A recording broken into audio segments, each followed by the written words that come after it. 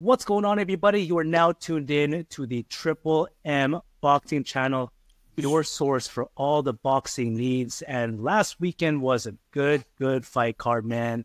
Jaime Mungia, wow, what a war. Great performance. Literally Great war. performance, man. Amazing performance, man. The whole fight card was pretty good too, man. But let's get straight into it. Let's talk about that the one fight. Controversial? Question mark? A little bit of question mark. Questionable stoppage, you know? Okay. Very questionable. It was Fundora versus what's her name? Cruz. Yeah, let's play that video and see what we think about it. Because I got something to say. Let's run it. Oh,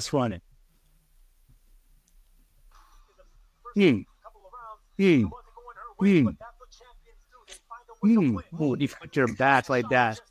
Stop. So the referee went to go over the fight. It was a really close fight. Cruz was moving. I think she was outboxing Fundora a little bit. She was. And that was in the 10th round, which is the final round. Arguably a close fight. Well, no, it is a really close fight. You can argue that Cruz was winning. Yeah. And then that stoppage happened. She turned her back. Ref stopped the fight. I'll let you go first. What do you think about the stoppage? I think it was a good stoppage, man. If you're gonna turn your back, because in amateur boxing, if you turn your back, that's an 8 count right away. Right? And in pro boxing, if you're doing this and your back is like this and you're still taking shots, you're not defending yourself, dude, it's done. It's over. So I in my opinion, I think that that was a good call, because like, why are you turning your back in the first place? Yeah. But what do you think? It's hard because it all depends on the actual, just a situation. Like, put yourself in that situation. What if that's your title shot? Because that is for the title. And you're in the 10th round. Arguably, again, you can be winning the fight because it was really close. You just made that one mistake. And, in my opinion, it's hard to say, but because it's just the fact that it was a title shot and it wasn't like a shutout. If I was the referee, again, I wasn't the ref. It's just my opinion. If I was the referee, I would have just given her probably a standing or like a 10 count, like a knockdown, instead of calling it off. But I do also get why the referee called the fight. She got hit and she turned her back, and she looked like she just started boxing yesterday, like because that's what I used to look like when I started boxing. That's how I shelled. It's not even me shelling. It was me turning my back and actually, just protecting my head. I do get that stoppage, but it's just the fact that it was a title fight and it was a really close fight. I've seen this happen before, and some refs, they just say, they stop, they call it and they say, "What are you doing? Turn your head." I mean, go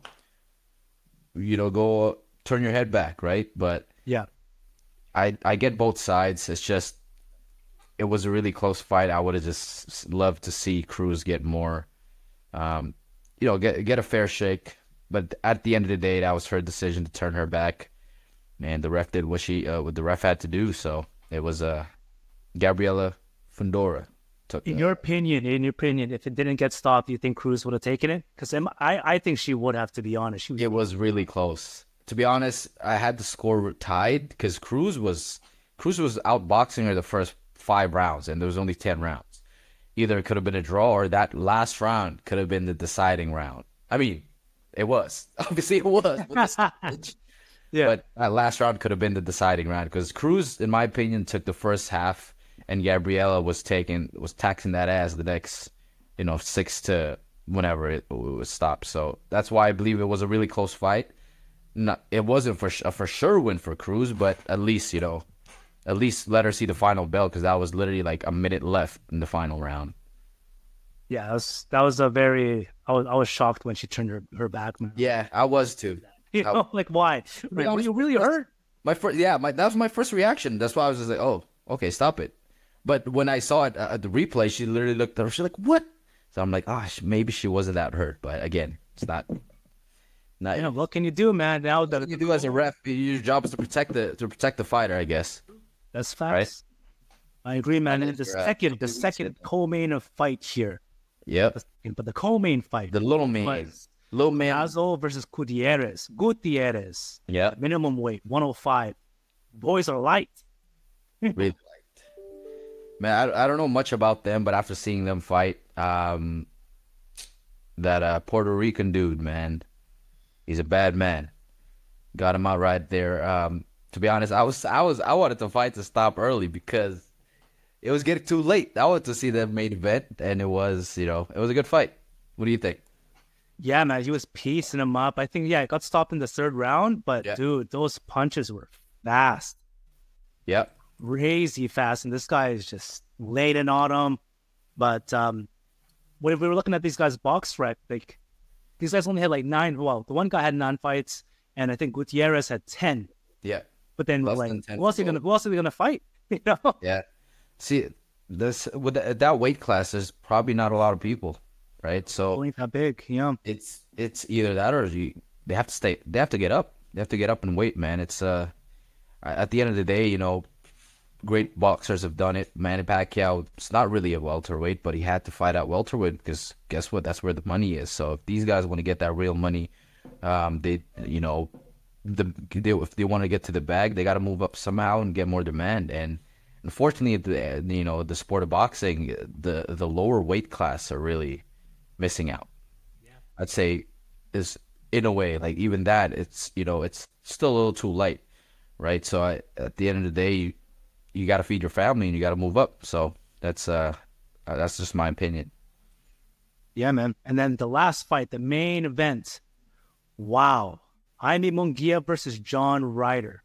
Fireworks. Literally fireworks. Great fight. One thing I will say is Mungia was able to do what Canelo couldn't. I'll leave it at that. Okay. Now. Okay. Mental. What are your thoughts of this fight, man? My thoughts on the fight.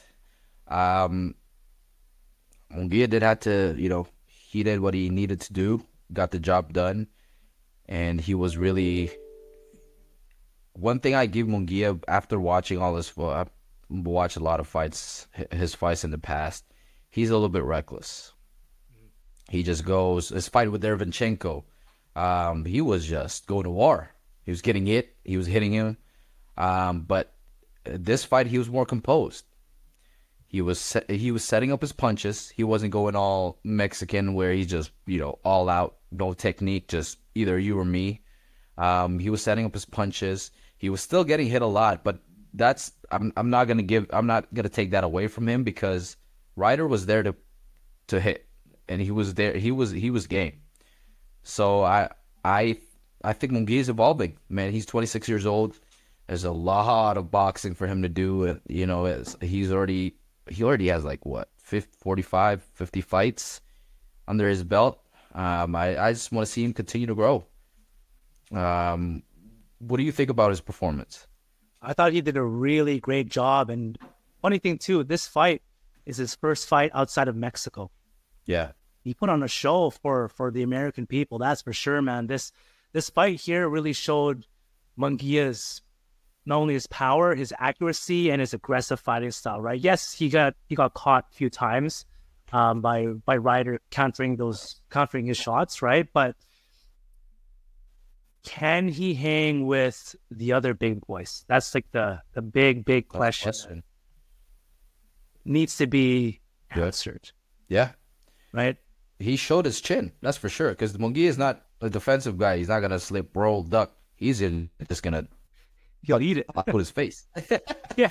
And he does.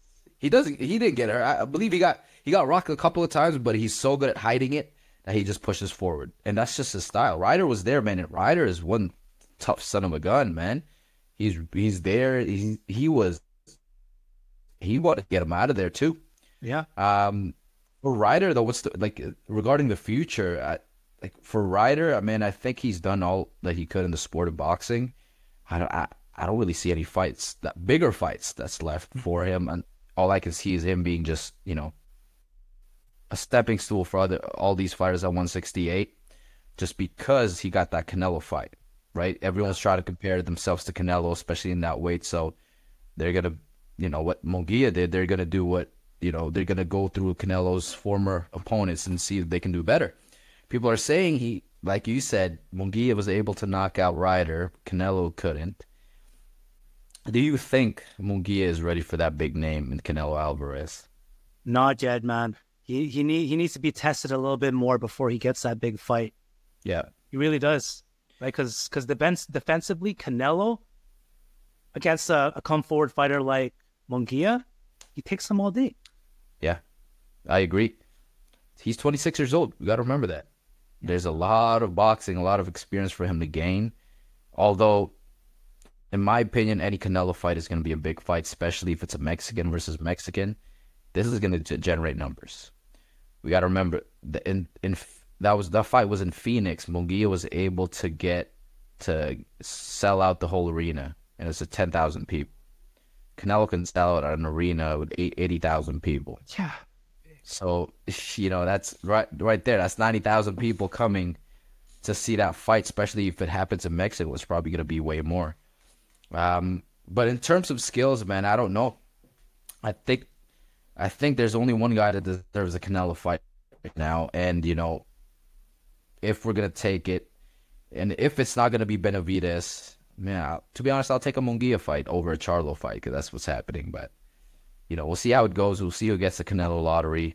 But, yeah, I'm happy for Mungia, man. The sky's the limit for that guy. Who would you want to see him fight next?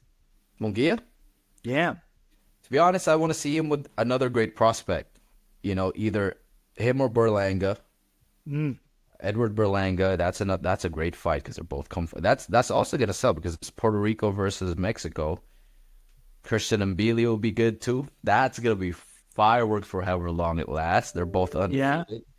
Maybe you can do it in the States or maybe do it in Quebec because that's definitely gonna be big.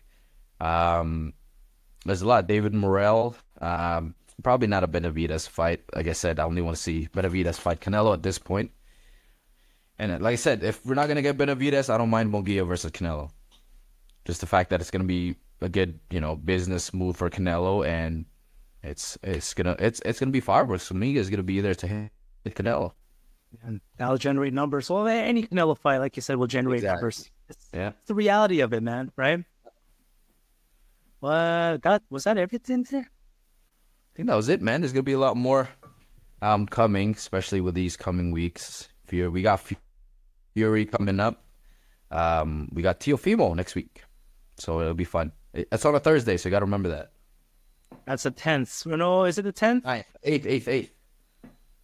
The 8th. Oh yeah, the 8th, February 8th. So we got Teofimo versus Lopez. That'll be a good fight as well. Man, Ortiz. Teofimo versus Ortiz. Teofimo is Teofimo. Teofimo versus Lopez. Same, but different. Same. Yeah. Latino, bro. Latino. Let us know what you guys think about that stoppage. Who should Mungia fight next? Let us know in the comment section below. Sure. And until next time, guys, my name is MPZ. SBZ. And we are the opposite of in, which is out.